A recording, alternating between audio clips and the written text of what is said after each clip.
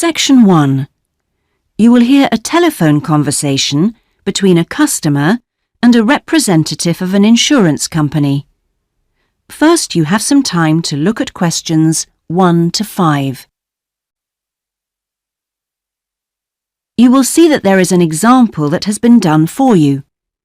On this occasion only, the conversation relating to this will be played first.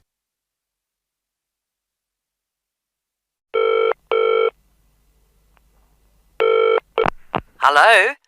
Motor Insurance Department? Oh, hello. I'd like to ask about insurance for my car. Yes, of course. I'll just take a few details. What's your name? Patrick Jones. The customer's name is Patrick Jones, so Patrick Jones has been written in the space. Now we shall begin. You should answer the questions as you listen, because you will not hear the recording a second time. Listen carefully and answer questions 1 to 5.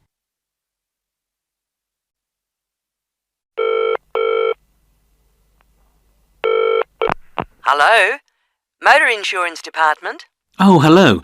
I'd like to ask about insurance for my car. Yes, of course. I'll just take a few details. What's your name? Patrick Jones. And your address? It's 27 Bank Road. 27 Bank Road. Is that in Greendale? Yes. And what's your daytime phone number? My work number is 730453. And could I ask what your occupation is? Dentist. OK. Now, a few details about your car. What size is the engine? It's 1200 cc's. Thank you. And the make and model?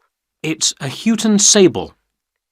Could you spell the model name, please? Yes. S-A-B-L-E. Oh, yes. Thanks.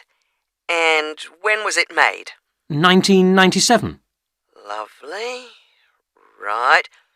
I presume you've had a previous insurer? Yes. Right. We need to know the name of the company. Yes, it was Northern Star. Thank you. And have you made any insurance claims in the last 5 years?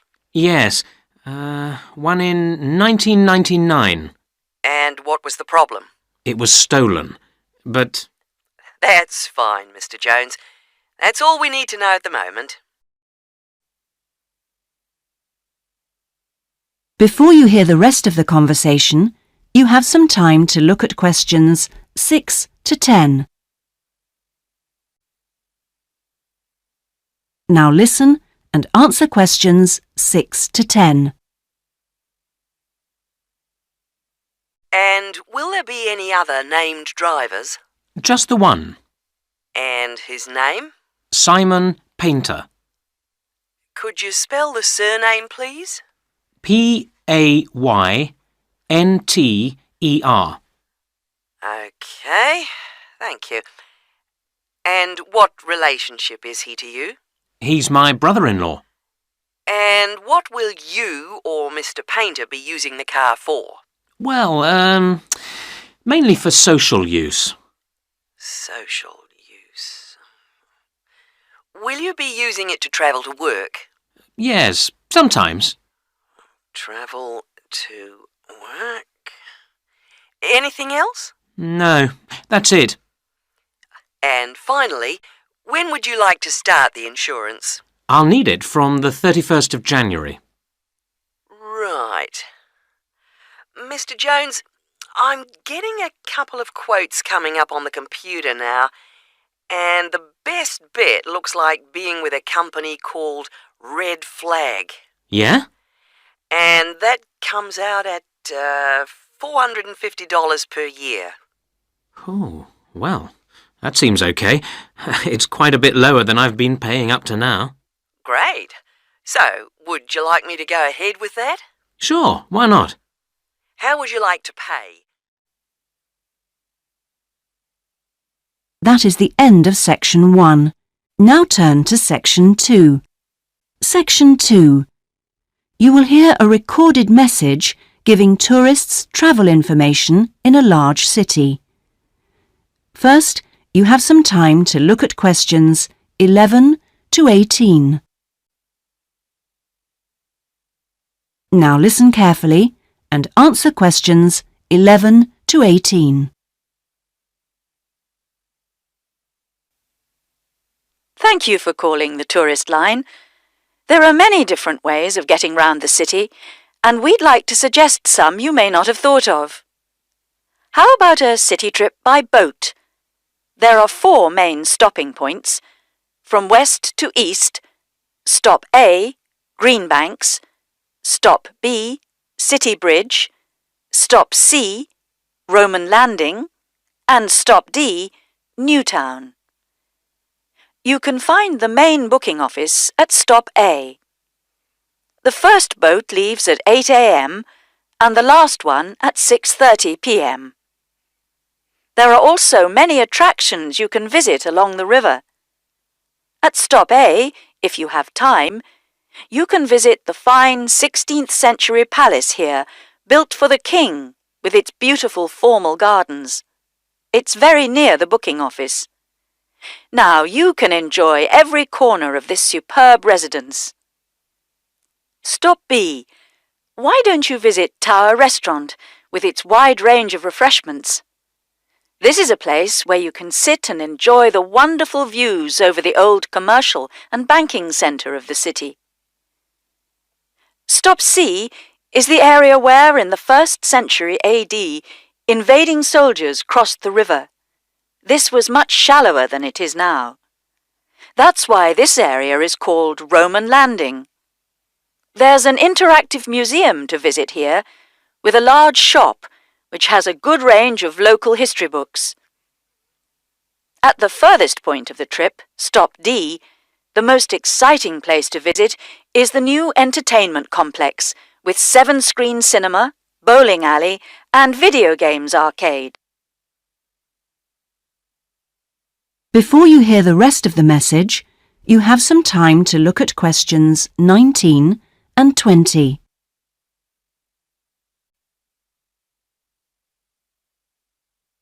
Now listen and answer questions 19 and 20.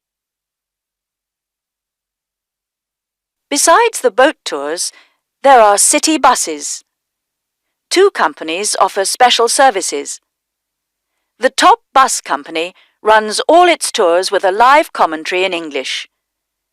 Tours leave from 8:30 a.m. every 20 minutes.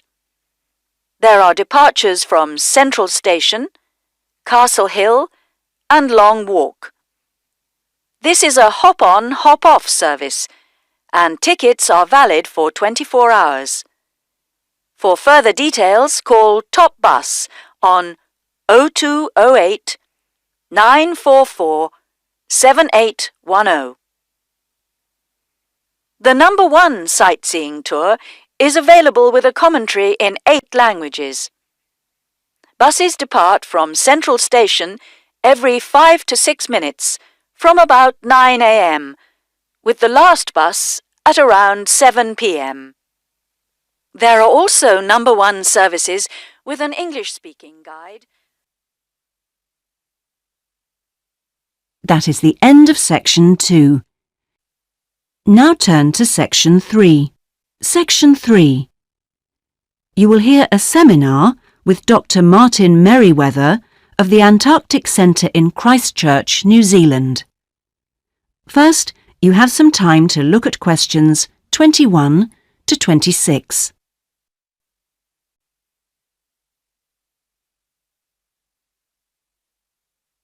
Now listen carefully and answer questions 21 to 26. We're pleased to welcome Dr. Martin Merriweather of the Antarctic Centre in Christchurch, New Zealand, who has come along to talk to us today about the role of the centre and the Antarctic Treaty. Now, my first question is about the choice of location for the centre. Why Christchurch? Was it because of the climate? Well, actually, New Zealand is the second closest country to Antarctica, and Christchurch is often used on Antarctic expeditions. Right, so it's because of where we are, coupled with our historical role. So tell us, what is the main purpose of the centre? Oh, well, we have two complementary roles. One is as a scientific base for expeditions and research, and the other is as an information centre. Tell us something about the role as a scientific base. Well, we're able to provide information about what scientists should take with them to the South Pole.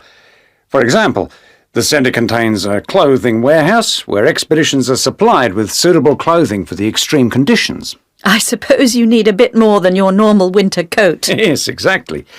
And then there's also the specialist library and mapping services. Right. And which countries are actually located at the centre? Well, the centre houses research programs for New Zealand, for the United States, as well as for Italy. There's even a US post office at the American Air Force Base here. Really? And what does the Visitors Centre offer? Well, since very few people will ever experience the Antarctic firsthand, the Visitors Centre aims to recreate the atmosphere of Antarctica. There's a mock campsite where you can see inside an Antarctic tent and imagine yourself sleeping there. And the centre also acts as a showcase for the unique international cooperation which exists in Antarctica today. What is it actually like at the South Pole? I know you've been there on a number of occasions. Yes, I have, and each time I'm struck by the awesome beauty of the place. It's magnificent, but you can really only visit it in the summer months. October to March. Yes, because it's completely dark for 4 months of the year. And, in addition, it has to be the coldest place on Earth. Colder than the North Pole? Why is that? Well, unlike the North Pole, which is actually a frozen sea, Antarctica is a landmass shaped like a dome, with the result that the winds blow down the slopes at speeds of up to 150 kilometres an hour. And that's what makes it so cold. Oh. And one other interesting thing is that Antarctica is the driest continent on Earth, surprisingly, and so you have to drink large amounts of water when you're there. How old is Antarctica? Oh, we're pretty sure it was part of a larger landmass, but it broke away from the rest of the continent 170 million years ago. How can you be certain of this? Because fossils and rocks have been discovered in Antarctica, which are the same as those found in places such as Africa and Australia. Amazing. To think that it was once attached to Africa. Before you hear the rest of the interview, you have some time to look at questions 27 to 30. Now listen and answer questions 27 to 30. Now, let's just have a look at the Antarctic Treaty. How far back does the idea of an international treaty go? Well, as far back as the 19th century, when 11 nations organised an international event. When was that exactly? In 1870, and it was called the Polar Research Meeting. And then, not long after that, they organised something called the First International Polar Year. And that took place when exactly? Over 2 years, from 1882 to 1883. But it wasn't until the 1950s that the idea of an international treaty was proposed. And in 1959, the treaty was actually signed. What do you see as the main achievements of the treaty? Well, firstly, it means that the continent is reserved for peaceful use. That's Article 1, isn't it? Yes. That's important, since the territory belongs to everyone. Yes, but not as important as Article 5, which prohibits any nuclear explosions or waste disposal. Which is marvellous. Well, I'm afraid we're going to have to stop there because I'm afraid we've run out of time. Thanks for coming along today and telling us all about the centre and its work. That is the end of Section 3. Now turn to Section 4.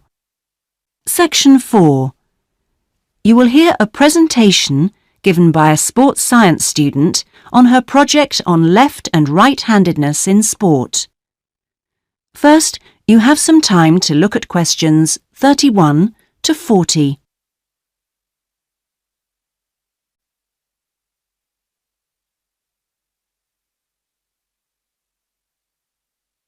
Now listen carefully and answer questions 31 to 40.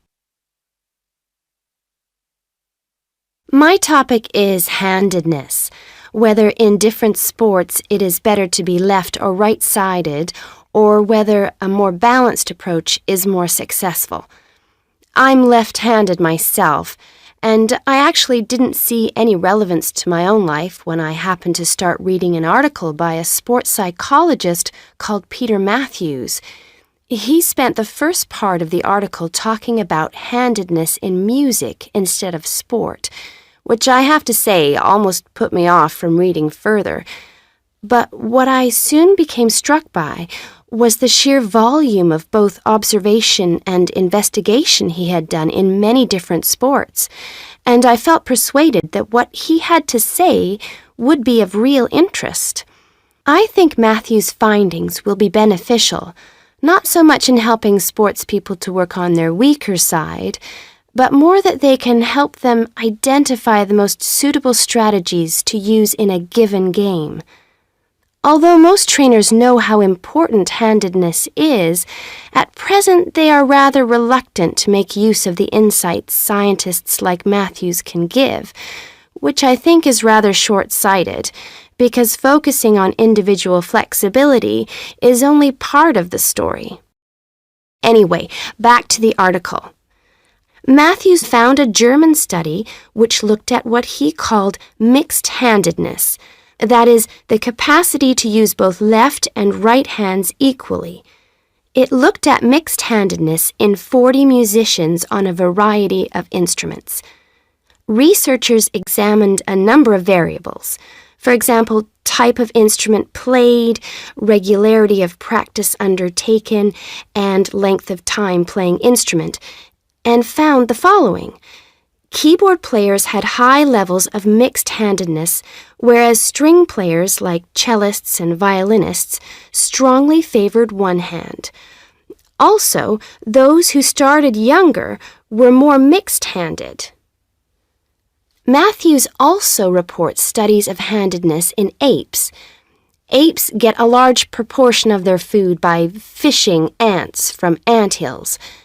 The studies show that apes, like humans, show handedness, though for them right and left-handedness is about equal, whereas about 85% of humans are right-handed. Studies showed that apes consistently using the same hand fished out 30% more ants than those varying between the two. Matthews started researching several different sports and found different types of handedness in each. By the way, he uses handedness to refer to the dominant side for feet and eyes as well as hands. Anyway, his team measured the hand, feet, and eyes of 2,611 players and found that there were really three main types of laterality. Mixed, you work equally well on both sides, both hand and eye. Single, you tend to favor one side, but both hand and eye favor the same side. And cross-laterality, a player's hands and eyes favor only one side, but they are opposite sides. Let's start with hockey. Matthews found that it was best to be mixed-handed. This is because a hockey stick must be deployed in two directions. It would be a drawback to have hand or eye favoring one side. An interesting finding is that mixed-handed hockey players were significantly more confident than their single-handed counterparts. Things are slightly different in racket sports like tennis. Here, the important thing is to have the dominant hand and eye on the one side. This means that there is a bigger area of vision on the side where most of the action occurs. If a player is cross-lateral, the racket is invisible from the dominant eye for much of the swing. It means that they can only make corrections much later, and often the damage has been done by then. And moving to a rather different type of sport, which involves large but precise movements, gymnastics. It's been found that cross-hand-eye favoring is best. The predominant reason for this is because it aids balance, which is, of course, absolutely central to performance in this sport. That is the end of section 4. That is the end of the listening test.